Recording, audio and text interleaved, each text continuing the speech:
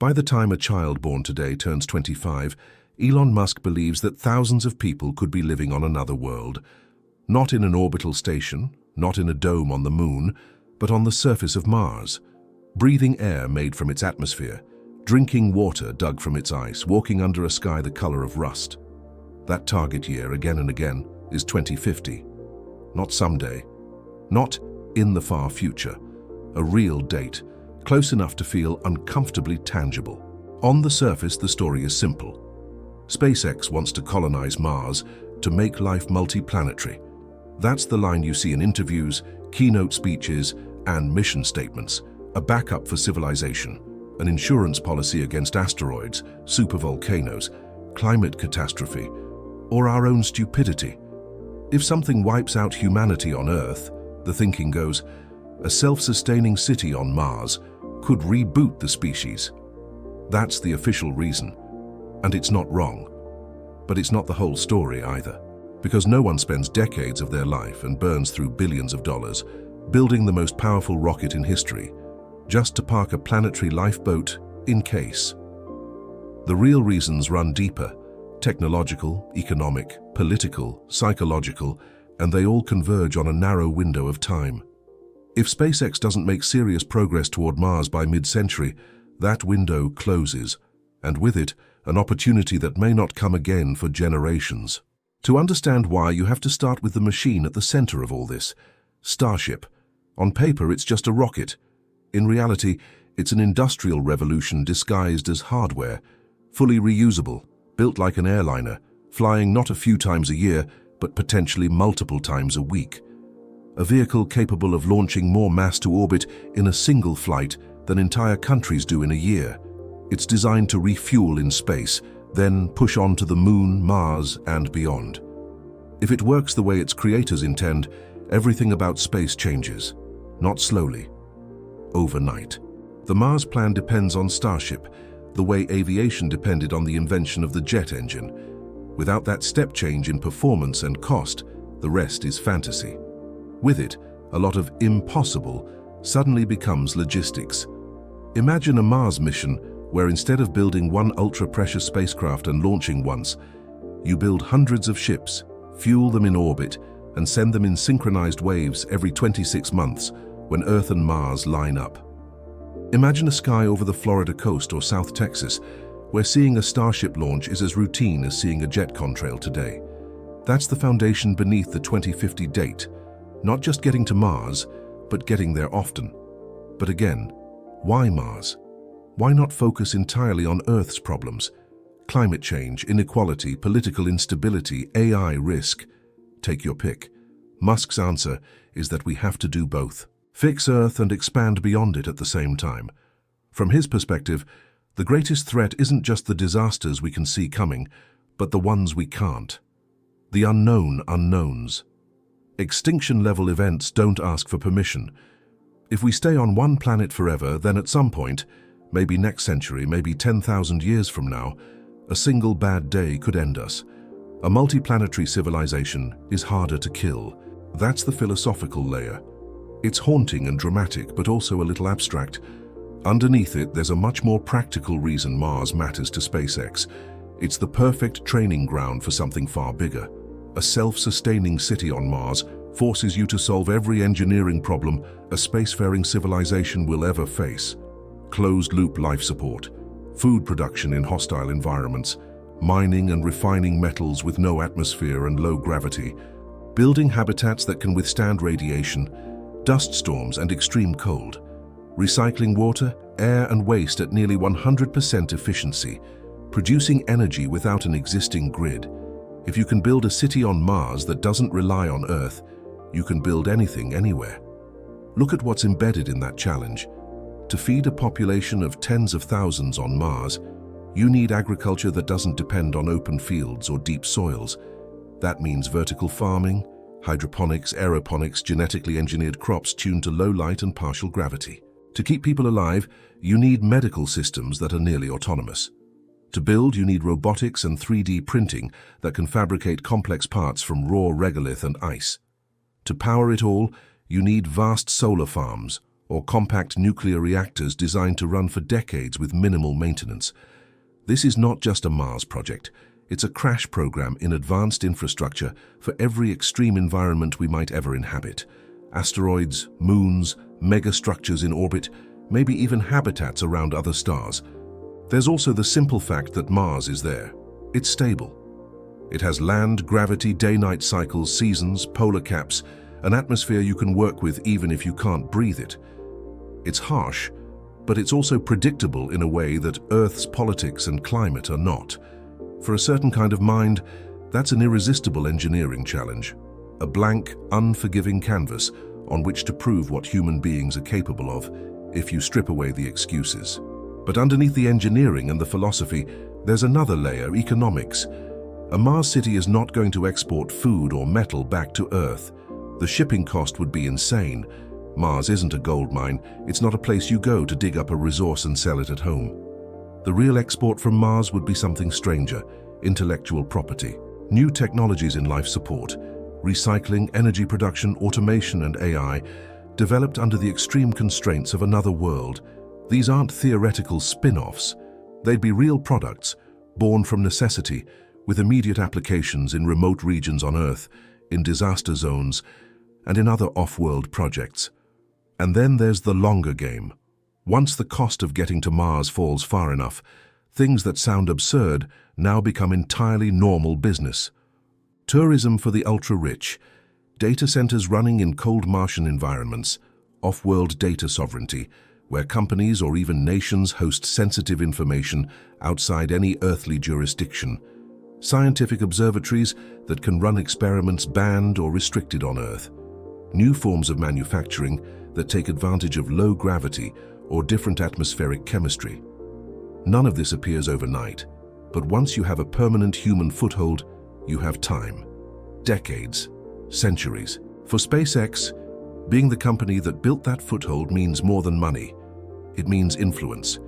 The first organization to successfully establish a self-sustaining settlement on another planet will, by necessity, shape its culture, laws, and norms.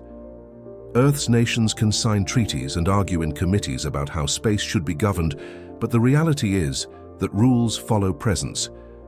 Whoever shows up first and stays will make the de facto rules. Musk has said that Mars should be governed by direct democracy, with short laws and long sunsets. Whether that's realistic or not, the idea is clear. A Martian society shouldn't just be an extension of earthly politics. It should be something new. There's a political dimension to that ambition that makes governments nervous. A privately led Martian city is a jurisdictional nightmare. Whose laws apply? Who has sovereignty? Can a corporation ever own part of a planet? If 1 million people born on Mars decide they don't want Earth's regulations, then what? These questions are not really about one man or one company. They're about something deeper, the possibility that the center of human civilization may eventually shift away from the planet where it started. That's the kind of idea that keeps both visionaries and strategists awake at night. Now, why 2050? Why not 2100 or as soon as possible? Part of it is brutally simple: human lifespan. Musk has been explicit that he wants to see a thriving Mars city in his own lifetime, not as a theoretical legacy project. He knows that building something this complex takes decades, so you work backward from the end state, a city with a population in the hundreds of thousands or more, and ask, how many launch windows do we have? How many cargo flights? How many people per ship? How fast can we scale? Launch windows to Mars open roughly every 26 months. If you want meaningful growth by 2050, you can't waste many of them. You need usable hardware flying regularly in the 2020s, serious cargo flows in the early 2030s, and early settlers arriving not as flags and footprints pioneers, but as the first wave of a migration that keeps going even when it's no longer news. There's also a technological timing factor. Certain tools that make Mars colonization possible are maturing now, not 50 years from now. Artificial intelligence and robotics are advancing fast enough that by the 2030s and 2040s, you can plausibly imagine entire Martian industries run mostly by autonomous systems supervised by a relatively small human population. Closed-loop life support, advanced nuclear reactors, In situ resource utilization and cheap access to orbit are all on steep improvement curves. If you ride those curves now, you can get to Mars before the political and environmental situation on Earth changes in unpredictable ways. Because here's the uncomfortable flip side. 2050 isn't just a deadline for going to Mars, it's also a deadline for things that might stop us from going at all. Climate instability could trigger resource wars. Economic crises could freeze long-term investments. Artificial intelligence could reshape labor markets and power structures in ways that make giant physical projects politically unpalatable. Democracies and autocracies alike might turn inward. In that world, a Mars program stops looking like an exciting frontier and starts looking like an easy budget-cut target. There's a psychological deadline too. Right now, the idea of humans settling Mars still feels like an extraordinary challenge, but a believable one. It's close enough that you can picture it, but far enough that you can romanticize it.